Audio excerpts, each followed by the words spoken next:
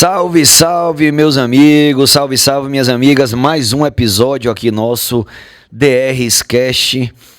Esse episódio muito interessante. Aconselho que vocês fiquem até o final, assistam tudo, curtam, se inscrevam no canal da gente, porque sempre que surgir algum episódio novo, vocês vão ser notificados.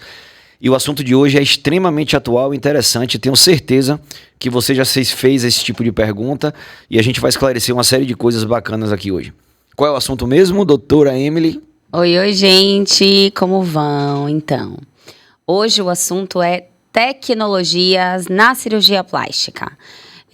A tecnologia sempre foi, na verdade, muito presente na medicina de uma forma geral, em todas as áreas da medicina. E com a cirurgia plástica, com a medicina estética, não seria diferente. Já era uma coisa, assim, mais utilizada até na área dos procedimentos não invasivos, né? O desenvolvimento tecnológico de todos os lasers, de toda a aparelhagem, o aparato tecnológico, sempre foi maior até na minha área do que na sua. Mas, atualmente, não se fala de outra coisa. Quem tem interesse em cirurgia plástica são nas tecnologias. Todo mundo agora quer só operar. Eu quero com tecnologia. Doutor, o senhor faz tecnologia? O tempo inteiro a gente recebe esse tipo de pergunta. Então, explica pra gente exatamente o que são essas tecnologias na plástica. Bom, na verdade você tem... de alguns anos para cá, uma verdadeira enxurrada. Aliás, eu acho que todas as áreas, né, de atuação, tanto da medicina quanto fora da medicina, a gente teve um upgrade, né, de tecnologia muito forte nos últimos anos. Essa era digital, essa coisa mais... cada vez equipamentos menores, mais portáteis, mais poderosos, né? E a plástica não foi diferente. Quando a gente aprendeu a ser cirurgião plástico, era muito comum dizer que o cirurgião plástico precisava de muito pouco de material, né? Precisava de muito pouca coisa, diferente até de outras especialidades, né, cirúrgicas. A gente nunca foi muito dependente de tecnologia, porque as técnicas descritas até então, elas se resolviam com materiais simples de cirurgia, né? Então, bisturi, porta-agulha, pinça, então, o material básico fazia as cirurgias. Mas de algum tempo para cá, a gente foi, né, ofertado aí, e cada vez vem sendo mais ofertado, com muita coisa que pode dar uma substância, um aumento da qualidade e da segurança de cada procedimento. E aí o tema, ele acaba ficando muito voltado para a área da lipoaspiração, porque é nesse assunto que a coisa evoluiu mais, né? Principalmente nos últimos 3, 4 anos. Então eu estou falando de algo realmente muito recente. E aí você tem hoje equipamentos que você consegue agregar no procedimento da lipo, equipamentos eletrônicos, que vai fazer com que a sua lipoaspiração seja uma lipo de melhor qualidade, de resultado estético, mas também, e sobretudo, com uma segurança melhor, né? Como assim, segurança? Porque, assim, quando as pessoas falam, né, dos aparelhos, fala logo assim, você faz tal aparelho por causa de que faz melhora para flacidez. As pessoas pensam, a gente sabe que o assunto é bem mais amplo, as tecnologias são bem mais amplas do que simplesmente melhorar, incrementar uma melhora para flacidez. Explica isso pra gente. Então vamos lá. A gente divide, né, assim, de forma bem grosso modo, a gente divide as opções de tecnologia para lipo hoje em pré, intra e pós-lipo, tá? Então, falando da cirurgia em si, não estou falando de pós-lipo depois, no dia seguinte, drenagem linfática, cinta modeladora, não é isso. Dentro do procedimento cirúrgico, o paciente está entregue pelo anestesista, pronto para ser operado.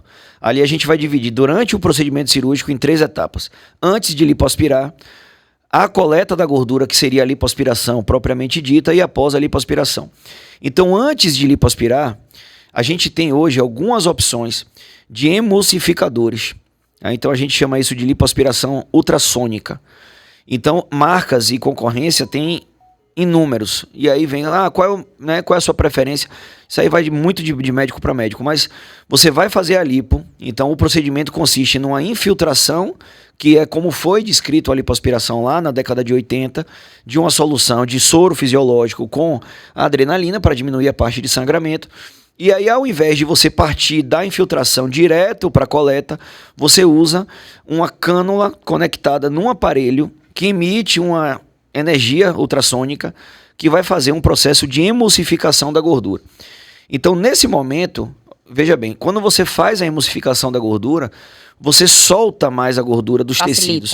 Exatamente. Fica mais fácil. Você torna a gordura mais facilmente lipoaspirável, né? Então você consegue preservar melhor a célula de gordura, o adipócito.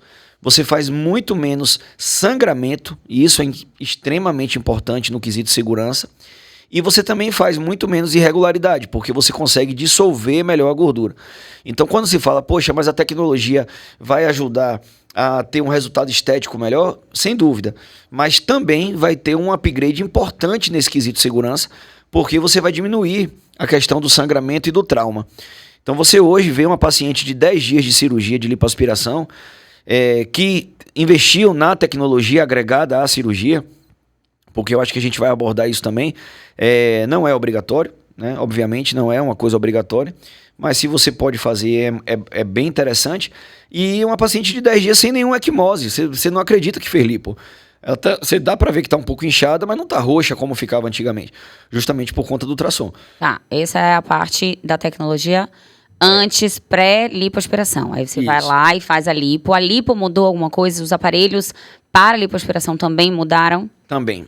A parte do intra-lipo, da coleta, a gente costuma dizer dentro do meio, né, da cirurgia plástica, a gente costuma dizer que veio beneficiar muito também o cirurgião, do ponto de vista físico mesmo, né, do cirurgião, mais até do que para o paciente em si. Por quê?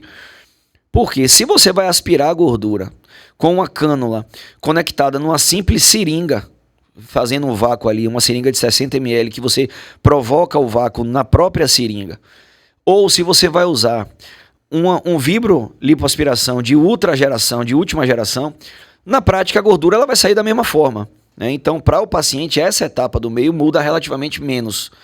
Mas não é bem assim, né? Não é exatamente isso. Porque quando você usa a tecnologia para intra, a gente está falando principalmente do vibrolipo, né? Da vibroaspiração. Você vai conectar a cânula, além de estar na pressão negativa do lipoaspirador, você conecta ela numa máquina, no motor, que faz com que a cânula gere micro-oscilações de movimento, para que você, ao invés de ter que fazer muitas idas e vindas, você consiga, com movimentos mais lentos, fazer o mesmo efeito de lipoaspiração. Ou seja, você consegue colher aquela gordura, retirar a gordura do corpo, com menos idas e voltas da cânula, do que se você tivesse simplesmente conectado na pressão negativa, na sucção.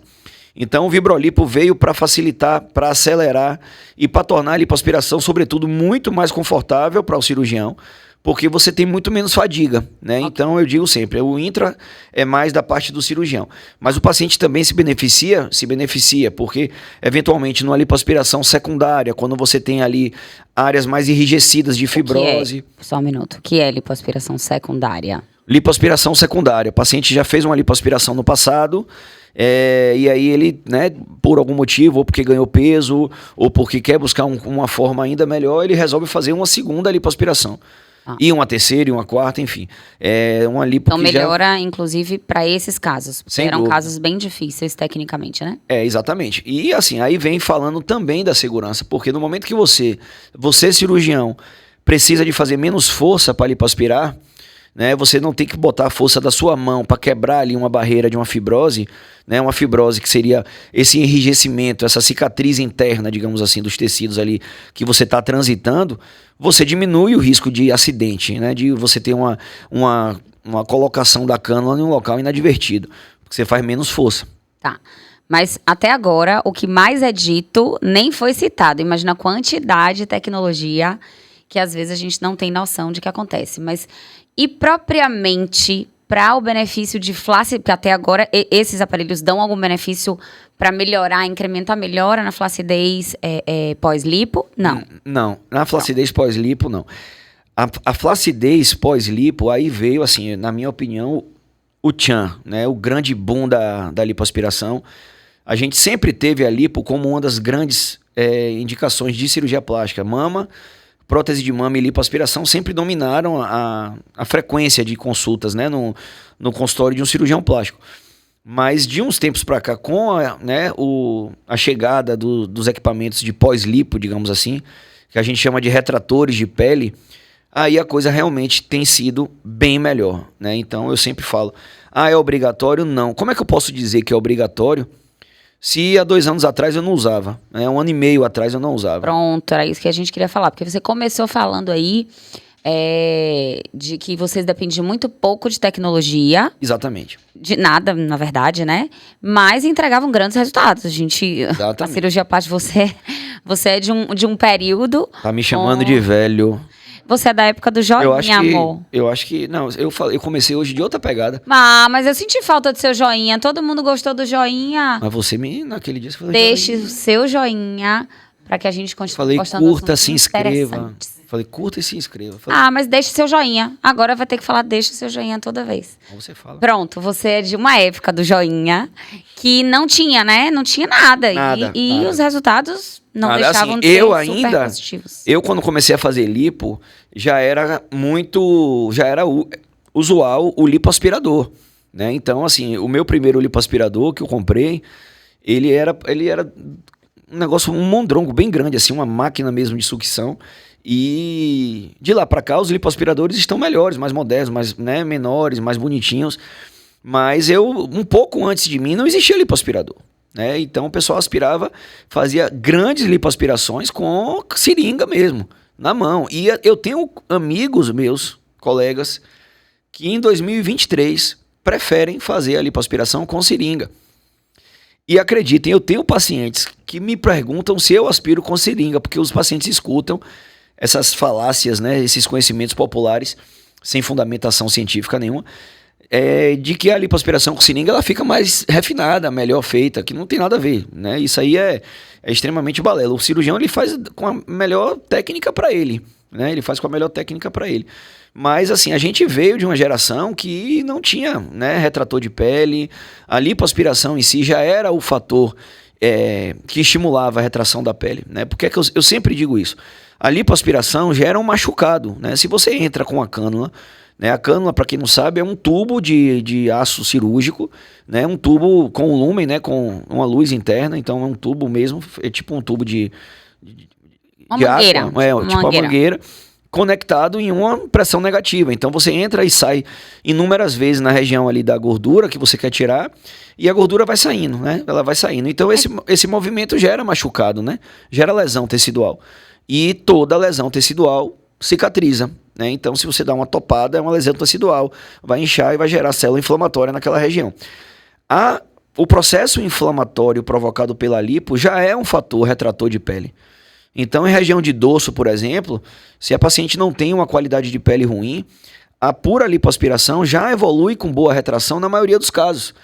Então, eu acho um absurdo o cirurgião impor ao paciente que tem que ter aquele investimento tecnológico, porque estamos em 2023 e simplesmente não existe você fazer uma lipoaspiração sem usar, né, uma dessas máquinas de retração, que a gente pode até falar quais são as principais. Então, a gente veio de uma geração que não precisava e entregava grandes resultados, sim. Só que não adianta, quando eu comecei a dirigir, né, um carro com a direção era luxo. A condicionado direção hidráulica era luxo, né? Então, hoje não existe praticamente carro sem direção hidráulica. Você se vê comprando um carro hoje, né, de direção sem ser hidráulica, né? Acho que nem fabrica mais. E hoje praticamente você não encontra carro de câmbio manual, todo carro é automático, mesmo os populares.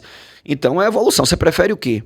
Né? Você prefere dirigir um carro, né, moderno, elétrico, automático, que faz curva sozinho, que conversa com você, faz massagem nas suas costas, ou você prefere dirigir um carro antigo, entendeu? É a mesma coisa. O resultado você vai chegar no seu destino, mas de que forma você vai chegar é que é a grande diferença.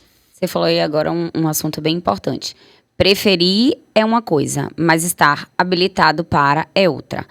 Essas tecnologias são indicadas para qualquer tipo de lipoaspiração, qualquer idade, qualquer paciente pode fazer e todo paciente precisa fazer? Então, o paciente tem indicação de lipo, né? O que é lipoaspiração? Retirada da gordura de subcutâneo. Eu sempre gosto de deixar isso muito claro para tirar aquele mito de que lipoaspiração emagrece, né? A lipoaspiração vai retirar a gordura do subcutâneo, que é aquela gordura que você sente quando você pega na pele. No caso meu não tem mais, que eu estou muito magro, né? Eu tava até que... Não, tá demais esse negócio. Até é assunto de outro podcast, né? Falar de corrida e tal. Massa. Mas você tira essa gordura, você não vai trabalhar com a gordura visceral. Eu me empolguei com isso e esqueci. Você perguntou o que mesmo? Pelo visto, então você não é candidato a isso, né? Ó. Eu perguntei, qualquer paciente pode fazer isso assim. Hoje Pronto, o paciente beleza. pergunta, chega no seu consultório. Doutor Lucas, quero fazer lipoaspiração. Quero tecnologia. Antes de examinar, essa paciente pode fazer? Sem dúvida. Ok, era isso Sem que a dúvida. gente queria saber. É o que eu sempre digo. Se você puder, faça, independente do caso. Ah, mas a minha pele é uma pele jovem, eu tenho 20 anos de idade, nunca tive filho, não tenho flacidez. Mas você vai remover a gordura entre a pele e a musculatura. Então, você vai criar um vácuo, você vai criar um espaço morto. Né? Então, se você tem algo que possa fazer com que a pele encoste na musculatura de uma forma mais rica, você vai se beneficiar. Não existe contraindicação para isso. A contraindicação para a tecnologia, hoje eu digo, é financeira. Né? É o ponto. O grande ponto da questão é a tecnologia é cara, ainda é muito cara, comparado a você fazer uma cirurgia sem do que com, muda muito o preço da lipo. Então, infelizmente, nem todo mundo pode investir. Mas se você pode, você invista, porque faz toda a diferença. Né? É o carro manual e o carro automático, não tem como você comparar. Entendeu? Ah, eu só vou fazer se eu tiver dinheiro para fazer a tecnologia. Óbvio que não. A lipo já dá um grande resultado. Agora você está falando de um resultado do próximo nível. A gente está buscando um próximo nível. Inclusive, o conceito de resultado de lipo também vem mudando. Né? Então, quando a gente aprendeu a fazer lipoaspiração, a orientação que a gente tinha dos nossos professores era: deixe a camada de segurança menor possível. O que é isso? Você não pode tirar toda a gordura, porque se você tirar a gordura 100%, você vai ter um contato da derme, que é a parte interna da pele, com a aponeurose do músculo, que é a capinha que cobre o músculo lá embaixo. E esse contato vai gerar aderência. Né? Então, era muito comum, hoje tem sido menos comum, graças a Deus. A gente ainda encontra isso, mas hoje é menos. Era muito comum você estar andando na praia e vir uma pessoa andando de lá do horizonte, e quando o sol incidia sobre a luz, né, incidia sobre o abdômen daquela pessoa, de longe você dizia: olha, o abdômen lipoaspirado. Porque você tinha irregularidades, parecia um celulite, porque as pessoas aspiravam demais. Então a gente aprendeu, né, a fazer uma lipo o mais fina possível, a pele o mais regular possível, para não ter a retração e as irregularidades. E essas tecnologias, você falou disso agora, porque inclusive era o estigma, né? O estigma da lipo. A gente é de uma época também que, quando a gente via alguns atores que saíam, atrizes, né? Na sua grande maioria, que saíam um pouco de cena, e quando via na praia, falava, abdômen de lipo, porque tinha alguns estigmas e essas irregularidades eram um deles. As tecnologias auxiliam, diminuem essa possibilidade de irregularidade também? Sim, bastante. Porque quando aí você tem a questão do emulsificador, de qualquer forma, interfere nisso, porque você consegue fazer uma lipo com menos movimentos, como eu expliquei, porque você dissolveu primeiro a gordura, e o vibroaspirador também ajuda nesse aspecto, porque o cirurgião fazendo menos movimentos, teoricamente, ele vai impor um menor risco de deixar irregular a superfície, mas o retrator de pele, sem dúvida, entra aí para gerar uma pele aderida de uma forma mais uniforme. Porque a gente falou da irregularidade, mas um dos principais estigmas de lipoaspiração é o famoso umbigo chorão. Né? Então isso é uma queixa muito comum. Para vocês terem uma ideia, a gente tem uma técnica específica de fechamento do portal da lipo. O que é portal da lipo? É o furinho por onde entra a cânula. Tá? Então a gente tem feito cada vez menos furinhos, justamente com os equipamentos mais novos, a gente tem conseguido fazer menos furos, mas a gente tem que fazer furo. Não existe mágica, a gordura vai ter que sair por algum lugar. Então, um dos furos tradicionais é no umbigo, porque ele dá um bom disfarce, né? Um bom disfarce, porque ele fica ali perto da região da cicatriz umbilical, e ele dá uma abrangência grande para a região do abdômen. Você consegue aspirar o abdômen quase que inteiro através do furo do umbigo. Só que como você tinha a parte de cima do abdômen, muitas vezes com a flacidez residual, essa pele acaba caindo por cima do umbigo e gerando esse aspecto. Você olha o umbigo de frente, você só vê a metade inferior dele. Ele fica com aquela boquinha assim. Né? Dá um foco nessa boca aí, Bruno. Essa boca sua tá linda. Eu queria que meus umbigos chorão ficasse assim. Não é bem assim, não. É um pouco mais feio que isso. Mas, assim, aí o que é que vem? Você entra no pós-lipo imediato, né? Com um super estímulo à produção de colágeno. E aí eu acho que talvez valha a pena rapidinho falar quais são esses estímulos, né? Que tipo de estímulo é esse? Os principais, pelo menos. E com isso, a pele retraindo melhor, você praticamente não vê o umbigo chorão em quem usa, né? Em quem investe na tecnologia. Você falou isso agora, é importante, né? A gente não vai discriminar exatamente, tecnicamente, até porque para as pessoas que estão assistindo não é interessante, mas a gente escuta possibilidades. De vez em quando ligam, né, para a clínica, mandam mensagem. Doutor Lucas faz essa tecnologia, Doutor Lucas faz essa tecnologia. A gente sabe que existem diferenças entre elas, mas existe uma melhor? Assim, a gente teve agora, na semana retrasada, a Jornada Baiana de Cirurgia Plástica. Por sinal, foi fantástica. Foi extremamente rica de conteúdo. E uma das mesas foi só sobre tecnologia, né? E não é à toa que todos os cirurgiões que apresentaram, né, esse tema eram jovens, né? A característica que deu para perceber que, assim, todo mundo que foi convidado para falar de tecnologia eram cirurgiões, assim, da minha idade para menos, né? Então, o que traz esse cunho mais atual, né? Você percebe que o pessoal mais antigo tá ainda... Inclusive, isso é um assunto bom também, essa coisa do tempo que a pessoa precisa para aderir, né? Para aceitar que isso é obrigatório ou é importante. Mas cada um dos cirurgiões falou de um aparelho específico, né? Então, a maioria não tinha conflito de interesse, ou seja, não é patrocinado por marca nenhuma, mas cada um falou de um. Então você tem o laser, né, como sendo uma das pioneiras nisso, você tem o jato de plasma, aí você tem o jato de plasma que pode ser com o gás de argônio ou com o gás de hélio. Opções diversas. Você tem a radiofrequência. O que muda é o mecanismo de injúria tecidual, né? O que muda é o que é que vai fazer a lesão tecidual. E aí você tem a graduação, né? Por exemplo, eu estou muito encantado com o argônio. Eu acho que o argônio tem me dado resultados mais ricos, mas isso nas minhas mãos. Eu tenho um colega que faz com frequência lipoaspiração com tecnologia, que ele prefere o plasma com o hélio. Ele está mais acostumado e gosta mais do plasma com hélio. O argônio, teoricamente, é um pouco mais potente, dá uma retração mais rica. Em compensação, ele tem um risco de queimadura um pouco maior. Então, nem todo mundo gosta do argônio. Então, isso eu digo sempre. Isso é importante, sim, você falou, porque a gente sempre pensa nos benefícios do aparelho, como eu quero, e a gente não sabe, assim, né? Quais riscos, são os... riscos, exatamente. Tudo tem risco, não existe ganho sem perda, né? Não existe ganho sem perda. Sem possibilidade. Exatamente. Então, assim, o grande detalhe dessa história toda, né? Isso eu bato muito nessa tecla. Você quer fazer, faça direito, né? Faça direito, porque...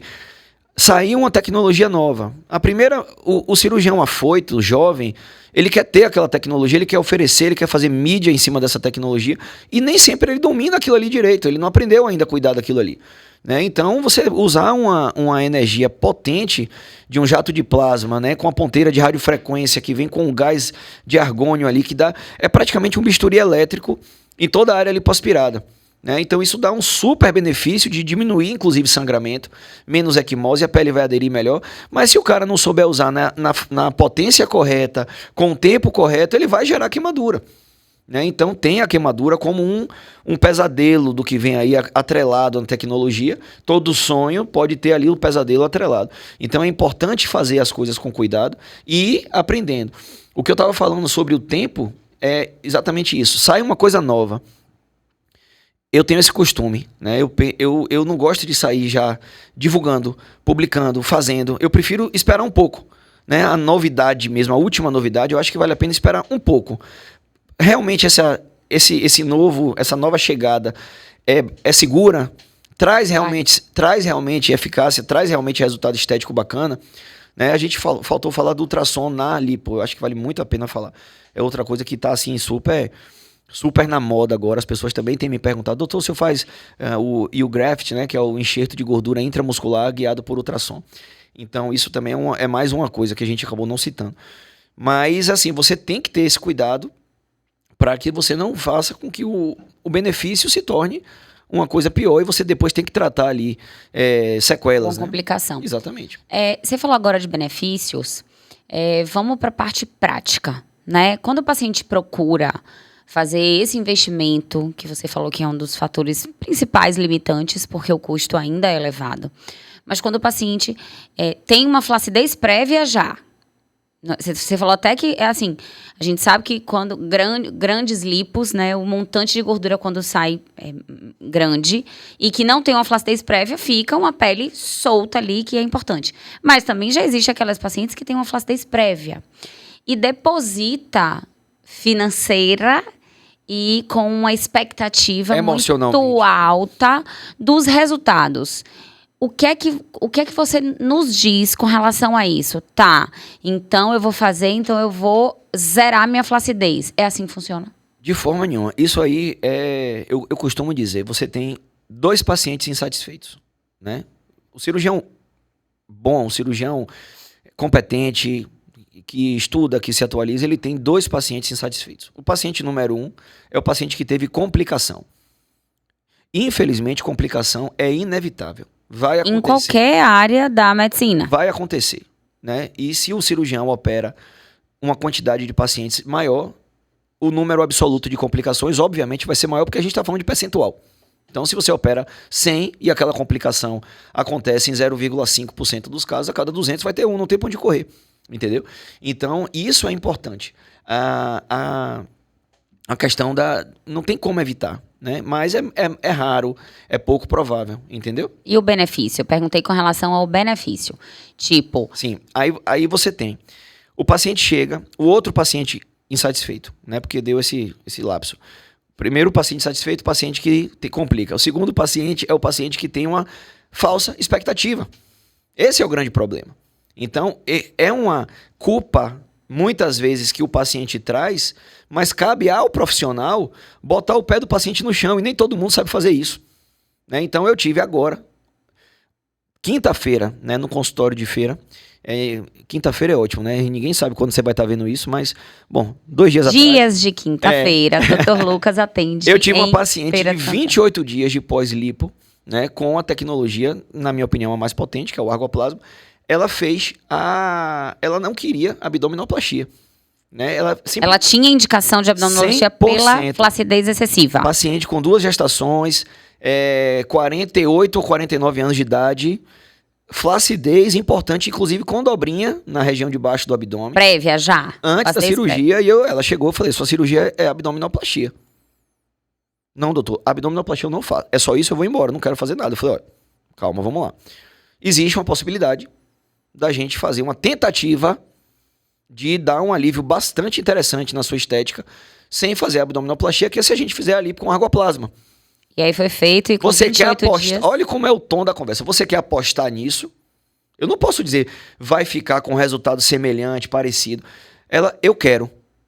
Você entendeu que você vai ter um custo e que você pode ser que não fique tão legal, entendeu? Então eu acho que isso é importante. Não é milagre.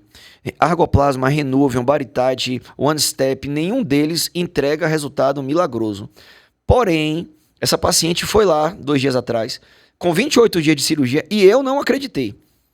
Eu não acreditei no que eu estava vendo, porque o nível de retração que ela apresentou foi uma retração muito acima da média. Então ela está com o abdômen reto. Detalhe. Ela não tinha o componente muscular muito importante. Não tinha, explica melhor isso, não tinha indicação de abdominoplastia pela parte de diástase. Exatamente. A parte da musculatura na abdominoplastia você trata, você diminui o diâmetro corporal através do fechamento da musculatura. Isso, nenhuma dessas opções que eu falei, Baritate, nenhuma delas vai dar. Por isso que foi uma possibilidade de tentativa. Exatamente. Porque isso é importante alinhar, né? Tem pacientes que chegam assim, eu não quero, como se a indicação fosse do paciente e não do profissional. Não, eu não quero abdômen de jeito nenhum. Quero uma lipo. Mas às vezes a paciente tem até mais excesso de pele, não tem nem gordura demais e tem toda uma alteração interna da parte muscular que precisa de abdômen e acabou. Exatamente. Então a indicação tem que ser do profissional que você procura. Exatamente, mas você vai ter aquela paciente que fala assim, não, eu prefiro manter minha barriga um pouquinho abaulada, eu prefiro manter minha diástase do que ter a cicatriz no umbigo e a cicatriz de baixo. Não tem certo e errado, existe o que você prefere. Existe o gosto do paciente. Então você hoje tem a opção, porque era uma paciente, essa paciente, se ela me dissesse eu só quero lipo, e eu não tivesse a opção do argoplasma, caberia a mim falar para ela, não vou lhe operar, não vou levar o seu dinheiro, para daqui a pouco você se olhar no espelho e parecer que eu não fiz nada. Não é honesto isso. E cabe a mim dizer o não. Ela não tem a obrigação desse não. E quem tem a obrigação do não é o profissional. Só que eu disse o sim, trazendo ela para a realidade, mas porque existia hoje uma coisa que poderia gerar esse resultado, que graças a Deus deu. Deu esse resultado que a gente esperava. Aliás, para dizer a verdade, deu acima do que eu esperava. Então isso a gente tem visto, assim, resultados surpreendentes.